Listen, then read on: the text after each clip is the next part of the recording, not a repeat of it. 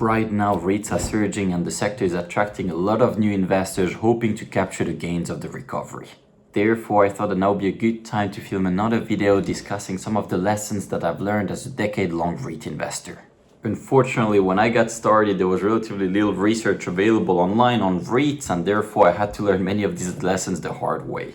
But you don't have to. I'm happy to share some of my mistakes so that you can learn from them. Hey everyone, this is Yos. I run a small investment firm that specializes in REIT investing, and in today's video I'm going to discuss 5 important lessons that I wish I knew before I got started as a REIT investor. But before I get into it, I want to remind you that we're about to remove the 2-week free trial for our REIT newsletter, High Yield Landlord. So if you want to access our portfolio and all our trade alerts in real time, our CEO interviews and much more, now is your last chance to take advantage of this offer. It will be the first link in the description of this video. So the first lesson here is that lower yielding REITs typically are more rewarding than higher yielding REITs. I know that this is counterintuitive because you would think that a higher dividend yield would result in higher total returns over time, but historically it has been the opposite in most cases. In fact, my experience has typically been that the higher the yield, the lower the returns over time. There are of course exceptions, and that's exactly what we are targeting at High Yield Landlord. We are looking for REITs that offer a high dividend yield and high future upside potential. However, it actually makes sense that most high-yielding REITs would underperform over time, because if a REIT is offered at a high yield, this is really just a warning sign of the market. It's signaling that there's probably something wrong with the REIT. Its payout ratio might be too high and the dividend may not be sustainable. The REIT may have too much leverage. Its assets may be risky and experiencing declining rents. The management might be conflicted. That's an issue of many of the highest yielding REITs, and I pass on many other reasons. A great example here that I like to use is the case of a realty income versus global net lease. Both of these REITs are triple net lease REITs. They focus on the same property sector. They have a fairly similar strategy in that both invest across both continents, the US and Europe, and yet their returns have been totally different over the long run. Realty income has typically offered a 5% dividend yield. Global net lease has offered a 10% dividend yield during most times, and so a lot of active value investors have typically favored global net lease, thinking that its lower valuation, a higher dividend yield would result in higher total returns over time. But now I'll put a chart on the screen comparing both REITs, and you'll see clearly that the returns of global net lease have been horrible, whereas those of realty income have been quite attractive. And so clearly the lower yield of realty income here was more rewarding than the higher yield of global net lease. Here you may wonder how could this be, and it's simply that global net lease was over-leveraged, it was poorly managed, it owned riskier assets, and so naturally this resulted in much worse results over time.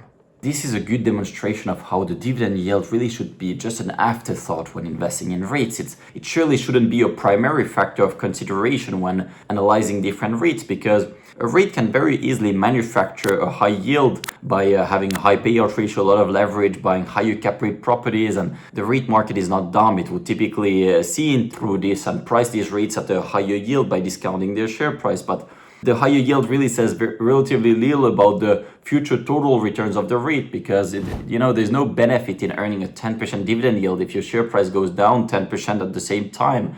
So yeah, it's very important to keep that in mind when investing in REITs. The second lesson is that I would rather stay away from certain property sectors, and the ones that come to my mind here are mortgage REITs, hotel REITs, and office REITs. The REIT market is very vast and versatile, with over 200 companies in the US alone, and they invest in over 20 different property sectors, and each of these property sectors have unique pros and cons. Some enjoy faster growth, others enjoy higher yields, but generally speaking there are some of these sectors that are less desirable than others. And starting here with mortgage REITs, this has been the least rewarding property sector of the entire REIT market over the long run. Over the past roughly 20 years, they've delivered only 2% annual total returns, and that's despite consistently being offered at very high dividend yields. I believe that the performance of mortgage REITs have been so disappointing over the long run because their businesses are too heavily dependent on macro factors that are outside of their control. These REITs are typically very heavily leveraged, and small changes in interest rates and spreads can literally make or break their businesses, and these REITs just haven't been able to consistently predict changes or turns in these macro factors, and I don't think that they will in the future either.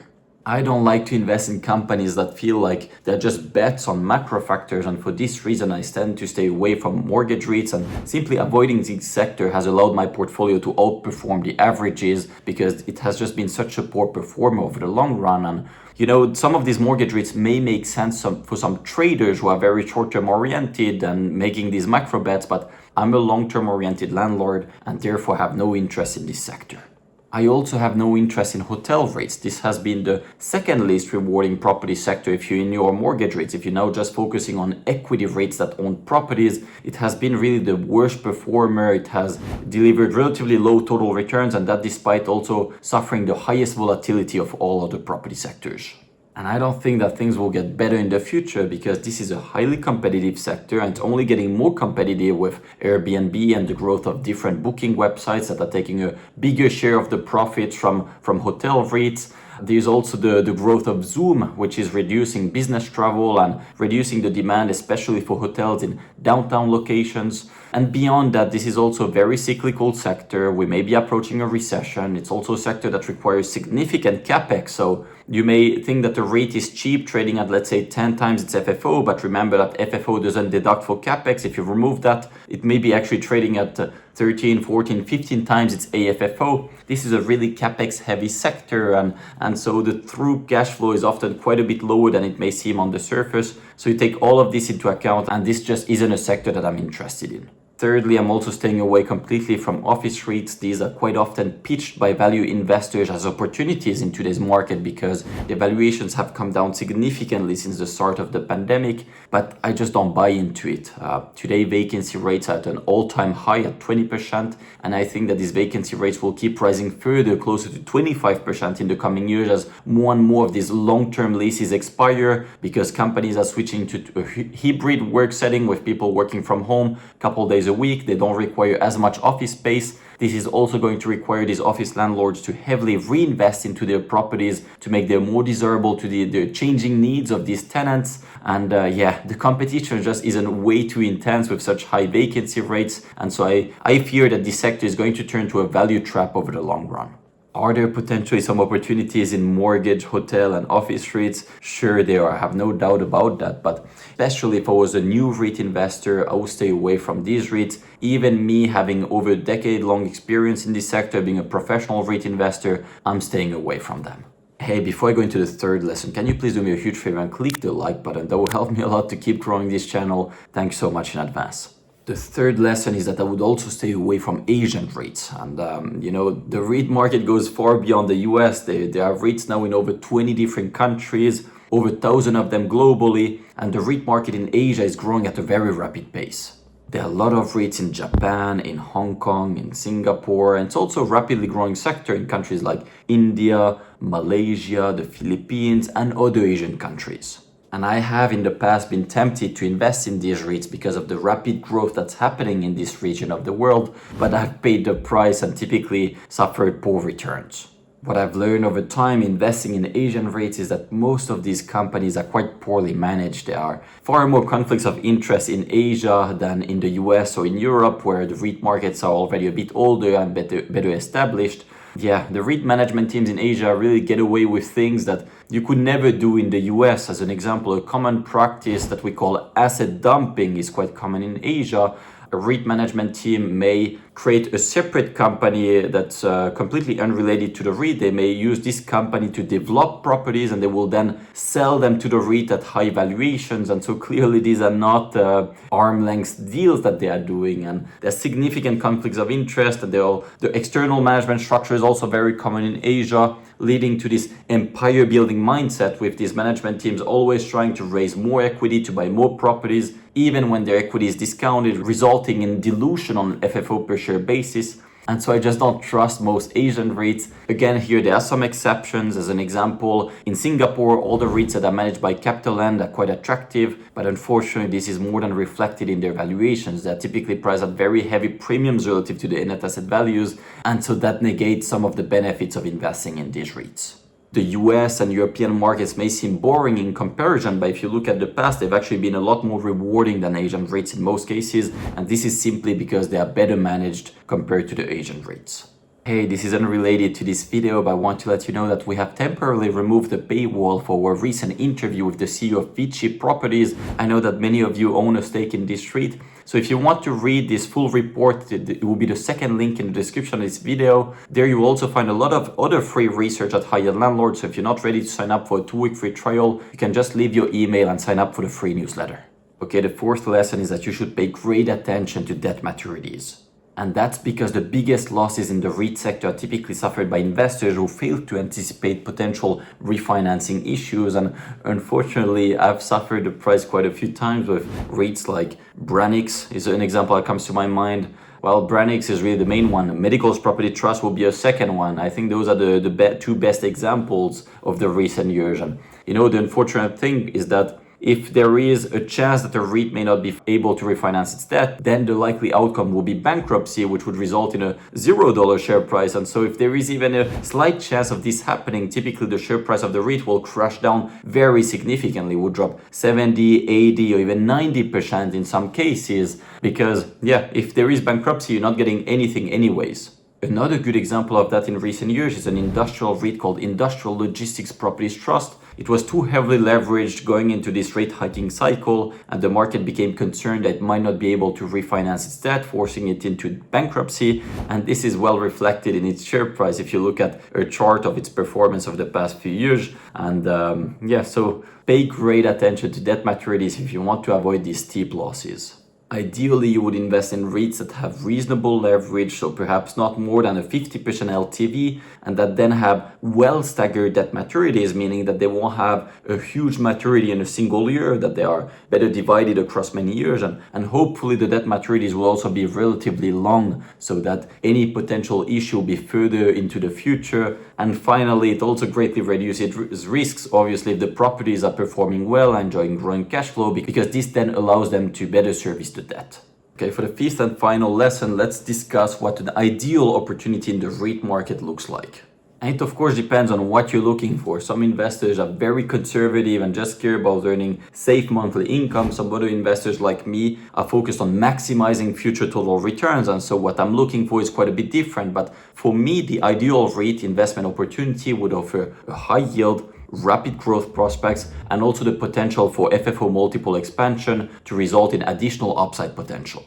That's the dream, but naturally it's very rare to come across such an opportunity because the market, while it's not perfectly efficient, it's not completely stupid either. And typically if a REIT has rapid growth prospects, it will trade at a high valuation. And so naturally its yield is going to be low and there won't be much potential for FFO multiple expansion. But there are some exceptional cases, and here is a good example. Sila Realty Trust, ticker symbol SILA, is a brand new REIT listing in which we invested at high-yield landlord at about $22 per share. Since then, it has risen about 15%, but even today, I think that it remains very attractive. And it is a good example of a REIT that offers all three: high yield, high growth, and upside potential. Its dividend yield is about 7%. It's very well covered with a low 70% payout ratio. It's paid on a monthly basis. Typically, such high yielders have relatively poor growth prospects, but I think that Sila is an exception because it has 2% annual rent escalators in these leases. These are triple net leases, so the REIT is not responsible for any of the property expenses or even the upkeep of the properties. That's the responsibility of the tenant. And importantly, the REIT has very low leverage. Today, in fact, I would say that's under leverage. Its LTV is 20%. Its debt to EBITDA is just 3 times. This is about 2 times lower than the typical leverage of its peers in the healthcare property sector. And so what I think will happen in the coming years is that the REIT will now gradually increase its leverage, and this will allow it to buy a lot more properties, and it will earn significant spreads of its cost of capital because the properties that it's targeting typically trade at a roughly 8% cap rate, but the interest rate on the new debt they will take will likely be around 5%, resulting in a very strong 300 basis point spread that will truly move the needle for the REIT, especially since it's still relatively small in size. To give you a comparison, typically REITs like Realty Income are happy to earn 150 basis point spread over the cost of capital. And so Sila will likely earn closer to double of that. And it has significant buying capacity here because, again, it only has a 20% LTV. It could increase that to 40%. So that gives it about 20% buying power. And if it does that with these spreads, it will really significantly expand its FFO on a per share basis. In addition to that, I also mentioned earlier that the payout ratio is low at just around 70%. This means that it's retaining 30% of its cash flow to reinvest in more properties also organically. Another important part of the growth story is that it has no major debt maturities till 2028, so it won't be impacted by the surge in interest rates either. So you put all of this together, I think the REIT should be in a strong position to grow its FFO on a per share basis at a high single-digit growth rate of, let's say, between 6 to 8%. And you combine this growth rate with the 7% dividend yield, you're already getting to very attractive total returns of 12 to 15%. But the final part of the story here is that the REIT is priced at a relatively low multiple today. We invested in it at $22 per share. Back then it was trading at about 10 times FFO. As I mentioned, it has risen a bit from there since then. Now it's priced at about 11.5 times FFO. But even that remains a relatively low multiple for a REIT with such low leverage and rapid growth prospects. I think that over time we'll likely see it repriced at closer to 15 times FFO as it becomes clear to the market that this REIT is able to grow at such a rapid pace, and that would unlock another 20 to 30% upside from here. Now you add that to the yield and the growth and you have a realistic path to earning 15 to 20% average annual total returns over the next 5 years. That's really what the ideal REIT investment opportunity looks like, in my opinion. And to be clear, this doesn't mean that Sila doesn't have risks. If now, let's say, one of its big tenants goes bankrupt and fails to pay its rent, we won't see this upside naturally. But if everything plays out as I expect and no major risk factors plays out, I would expect Sila to very significantly outperform the rest of the REIT market. But this is also why you diversify. And, there are many such opportunities today in the REIT market. The key is to be selective. There are over 200 REITs in the US, 1,000 of them worldwide. Our core portfolio at High Yield Landlord only holds 25 REITs. So clearly, we only invest in a small minority of the REIT sector. That's because we are very selective and we are looking for these opportunities that offer high yield, high growth, and upside potential. If you want to gain full access to this portfolio, as I mentioned earlier, we're still offering a 2-week free trial. It will be the first link in the description of this video. You won't be charged anything in the first 14 days, so why not take advantage of this offer? You can cancel any time during these first 14 days, and that's perfectly fine with me. Finally, if you could please click the like button. That will really help me a lot to keep growing this channel. Thanks so much in advance. I'll see you in my next one. Bye-bye.